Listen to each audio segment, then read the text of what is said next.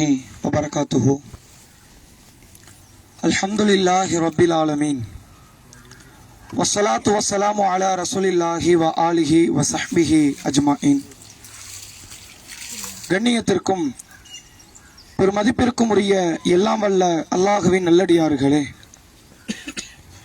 அல்லாஹுடைய நாட்டத்தின் அடிப்படையில் நம்மோடு வாழ்ந்து மரணித்த ஒரு தாயாரின் அடக்கத்திலே கலந்து கொண்டு மார்க்க நினைவூட்டுதலை அறிந்து கொள்ள இந்த சபையில் ஒன்று திரண்டிருக்கிறோம். நாம இப்போது நிற்கக்கூடிய இந்த இடம் நாம் ஒரு நாள் வந்து சேர வேண்டிய ஒரு இடம் என்பதை ஒவ்வொரு தருணத்திலும் அல்லாஹ் நமக்கு பாடமாக நிகழ்த்தி கொண்டிருக்கிறான். நபிகள் நாயகம் ஸல்லல்லாஹு அலைஹி வஸல்லம் அவர்கள் சொன்னார்கள், ஜூருல் குபுர், கபர்ஸ்தானை சென்று சந்தியுங்கள், ஃபஇன்னஹா துதக்கிருல் ஆஹிரா, அது உங்களுக்கு மறுமையை நினைவுபடுத்தும் என்றார்கள். ஆனால் கபர்ஸ்தானுக்கு வந்த பிறகும் கூட உலக பேச்சுக்களில் தான் அதிகமாக ஈடுபடுகிற ஒரு பண்பாட்டை நோக்கி நாம் நகர்ந்து கொண்டிருக்கிறோம். நாளைக்கு நாமளுங்க வரப்போறோமே, அல்லாவிடத்தில் நாம் அகப்படுவோமே, அல்லாவிடத்தில் கேட்கப்படுகிற அந்த கேள்விகளுக்கு நாம் என்ன பதிலளிக்க இருக்கிறோம், இந்த சிந்தனைகள் எல்லாம் இல்லாமல் ஒரு கல்யாண வீட்டை போன்று அல்லது ஒரு பொழுதுபோக்கு காட்சியை போன்று பல மக்களினுடைய பேச்சுக்களை நீங்கள் பார்க்கலாம். உண்மையில் கபருக்கு கீழே நடைபெறக்கூடிய காரியங்கள் என்ன, இஸ்லாம் அதை எப்படி விகாரப்படுத்தி பேசுகிறது, அதனுடைய உண்மையான தாற்பயத்தை நாம் அறிந்து கொள்வோமே ஆனால் நாம் எந்த ஜனாசாவை அடக்கம் செய்வதற்கும் கபர்ஸ்தானுக்கு பக்கம் வரவே மாட்டோம் என்கிற அளவிற்கு இஸ்லாம் நமக்கு ஒரு அச்சமூட்டி எச்சரிக்கை செய்கிற ஒரு காரியத்தை சொல்லி தருகிறது. உஸ்மான் இப்னு அஃபான் ரதியல்லாஹு அவர்கள், நபிகளாரினுடைய மருமகனார், எந்த கபர்ஸ்தானை பார்த்தாலும் சிறிது நேரம் அழக்கூடிய ஒரு பழக்கமுடையவராக இருக்கிறார். அப்ப அவருடைய தோழர்கள் கேட்கிறார்கள், உஸ்மான் ரதியல்லாஹு அவர்களே, இதைவிட பயங்கரமான பல காரியங்கள் எல்லாம் குர்ஆன் ஹதீஸ் பேசுகிறது, அப்ப அதற்கெல்லாம் நீங்கள் இவ்வளவு உணர்ச்சி வசப்படாத நீங்கள் இந்த கபர்ஸ்தானை சந்தித்தால் மட்டும் இவ்வளவு அழ வேண்டிய காரணம் என்ன என்று கேட்கும்போது உஸ்மான் ரதியல்லாஹு அவர்கள் சொல்கிறார்கள், நபிகள் பெருமகனார் சொன்னார்களாம், இந்த மன்னரை இருக்கிறது, இது மறுமை வாழ்க்கையினுடைய முதல் மன்சிலா, முதல் வீடு. இதில் நாம் தேர்ச்சி பெற்று விட்டால் மறுமையில் தேர்ச்சி பெற்று விடலாம், இதில் தோல்வி அடைந்து விட்டால் முழு மறுமையுமே நமக்கு படுதோல்வி அடைந்து விடும் என்று நபிகள் பெருமகனார் சொன்னதாக உஸ்மான் ரதியல்லாஹு அவர்கள் சொல்கிறார்கள். இன்னும் அந்த கபரிலே நடைபெறக்கூடிய காரியத்திற்கு ரசூலுல்லாஹ் ஒரு வார்த்தையை சொன்னார்கள், மக்களே, கபருக்கு கீழே என்ன நடைபெறுகிறது என்பதை அல்லாஹ் இந்த சமுதாய மக்களுக்கு வெளிப்படுத்த வேண்டும் என்று நான் பிரியப்பட்டேன். நான் அதை பிரார்த்தனையாக அல்லாஹ்விடத்தில் கேட்கலாம் என்றும் எண்ணினேன். ஒருவேளை நான் பிரார்த்தனை செய்து அந்த பிரார்த்தனையை அல்லாஹ் ஏற்றுக்கொண்டு மன்னரைக்குள்ளே நடைபெறக்கூடிய காரியத்தை வெளி உலகத்தில் இருக்கிற உங்களுக்கு அல்லாஹ் கேட்கும்படி வைத்தால் உங்கள் சகோதரனுடைய பிரேதத்தை கூட அடக்கம் செய்வதற்கு நீங்கள் முன்வர மாட்டீர்கள் என்றார்கள் அல்லாஹ்வுடைய ரசூல். அவ்வளவு பயங்கரமான நிகழ்வுகள் அந்த மன்னரையில் நடைபெறுகிறது. கிரகண தொழுகை நபிகள் பெருமகனார் நிறைவேற்றுகிறார்கள். அந்த கிரகண தொழுகை முடிந்த பிறகு மக்களை பார்த்து ஒரு உரை நிகழ்த்தும் போது ரசூலுல்லாஹ் சொல்கிறார்கள், நான் இதுவரை என்னுடைய நுபுவத்து வழங்கப்பட்ட காலத்தில் இவ்வளவு கொடிய பயங்கரமான நிகழ்வுகள் எதையுமே நான் இப்படி பார்த்ததில்லை. நரகத்தை அவ்வளவு நெருக்கமாகவும் கபரிலே நடைபெறக்கூடிய காரியத்தையும் நான் பார்த்தேன், அல்லாஹ் எனக்கு காட்சி தந்தான் என்றார்கள் அல்லாஹ்வுடைய ரசூல். உண்மையில் அந்த கபரில் என்ன இருக்கிறது? முதல் கட்டமாக அல்லாஹ் நமக்கு தனிமையை உணர்த்த வைக்கிறான். திருமறை குர்ஆன் நமக்கு சொல்கிறது, நீங்கள் ஆரம்பத்தில் எவ்வாறு படைக்கப்பட்டீர்களோ அப்படியே நம்மிடத்தில் உங்கள் செல்வங்களை எல்லாம் விட்டுவிட்டு தன்னந்தனியாக நம்மிடத்தில் வந்து சேர்ந்து விட்டீர்கள். முதல் அடிப்படை நாம் இது தனிமையில் அனுபவிக்கிற முதல் வீடு. எப்படி கருவறையில் நமக்கு பேச்சு துணைக்கு ஆள் இல்லையோ அதற்கு அடுத்து இந்த கல்லறை தான். இங்கும் எந்த ஒரு துணையும் இருக்காது, அங்கு நமக்கு சிந்திப்பதற்கான வாய்ப்பு இருக்காது. ஆனால் இங்கு கடுமையான அச்ச உணர்வோடு இந்த மண்ணறையிலே தனிமையினுடைய வாழ்க்கையை நாம் ஆரம்பிக்கிறோம். 2 வானவர்கள் வருவார்கள்.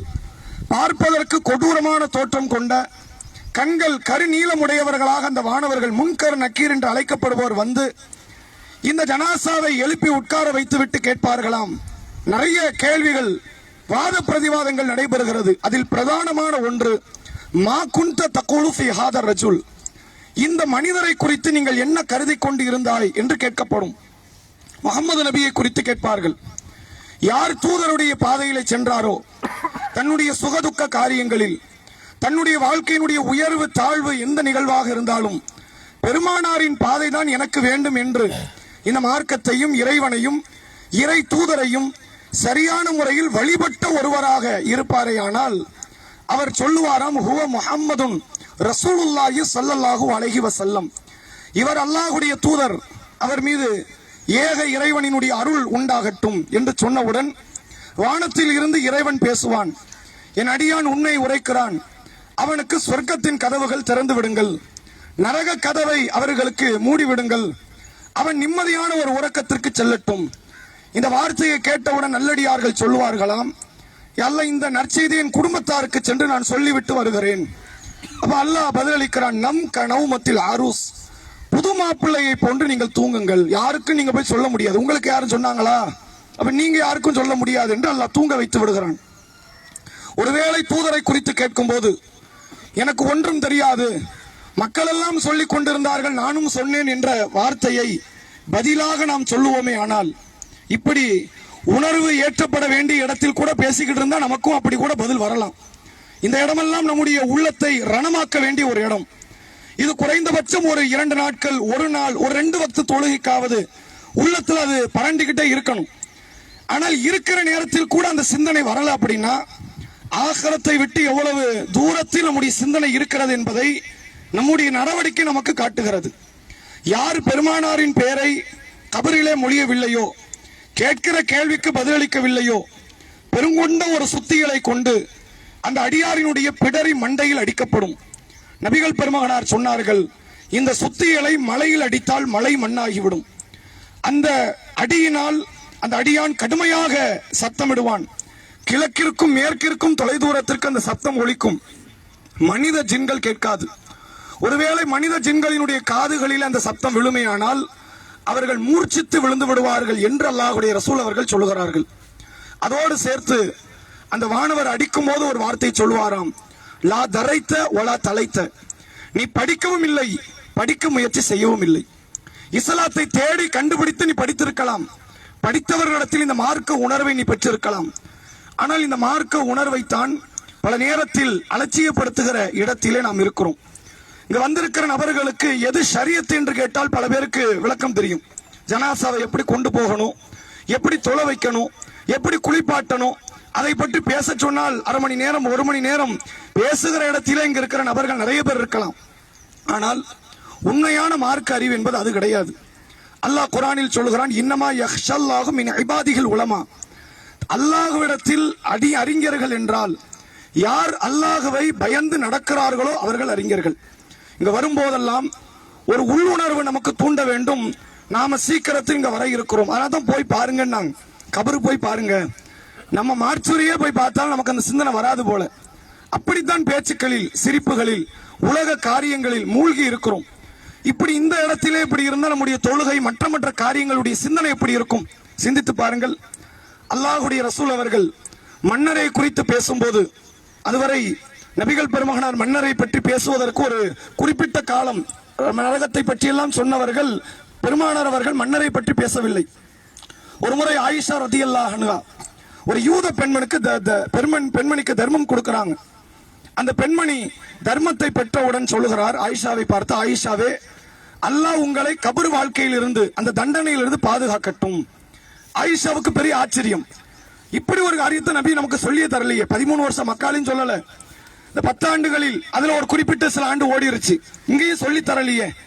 ரசூலுல்லாஹ் வந்த உடனே ஆயிஷா நாயகி கேட்கிறாங்க, அல்லாஹ்வுடைய தூதரே, ஒரு யூத பெண்மணிக்கு நான் தர்மம் செய்தேன், கபர் வாழ்க்கையின் தண்டனையிலிருந்து பாதுகாக்கட்டும் எனக்காண்டி துவா செய்யறாங்க, அப்படி எதுவும் வாழ்க்கை உண்டா? அப்ப அல்லாஹ்வுடைய ரசூல் அவங்க சொல்றாங்க, ஆமா, அல்லாஹ் இப்போதுதான் அந்த வாழ்க்கை குறித்து எனக்கு சொன்னான். மிக பயங்கரமான ஒரு காரியம் அங்கு நடைபெற இருக்கிறது. அந்த நாளில் இருந்து மௌத்து வரை ஒவ்வொரு தொழுகையிலும் அத்தஹியாத்தினுடைய இருப்பில் அல்லாஹும்ம இன்னி அஊது பிக்க மின் அதாபில் கபர், யா அல்லாஹ் கபருடைய தண்டனையிலிருந்து என்னை பாதுகாத்து விடு என்று கேட்காமல் ரசூலுல்லாஹ் தொழுகை முடிக்க மாட்டாங்க. எவ்வளவு பயங்கரமான நிகழ்வுகள் மண்ணுக்கு கீழே நடைபெறுகிறது. இதை நாம் உணர்ந்து இறை தூதரினுடைய பாதையில் நடைபெறுவதற்கும் நாம எந்த அளவிற்கு மார்க்க அறிவை தலையில் சுமந்திருக்கிறோமோ அதை விட அதிகமாக உள்ளத்தில் அந்த உணர்வை தாங்கி நிற்க வேண்டும். உணர்வுகளை இழக்க இழக்க நாளைக்கு கண்ணெதிரில் எத்தனை பல ஜனாசாக்களை பார்த்தாலும் சரி, அல்லாவை பற்றிய பாடமோ படிப்பினையோ பெறாதவர்களாக கடைசியில் மண்ணறையிலே அல்லது மறுமையிலே நரகத்திலே அல்லாவினுடைய விசாரணையிலே யாழைத்தனி கத்தம் துளி ஹயாத், என் மறுமைக்காக எதையாவது நான் முற்படுத்தி இருக்க கூடாதா, லவ் குன்னா நஸ்மாவு அவ் நஅகிலு, நான் சிந்தித்திருந்தால் நான் கேட்டிருந்தால் மா குன்னா ஃபி அஸ்ஹாபி ஸஈர், நான் நரகவாசிகளில் ஒருவனாக ஆகி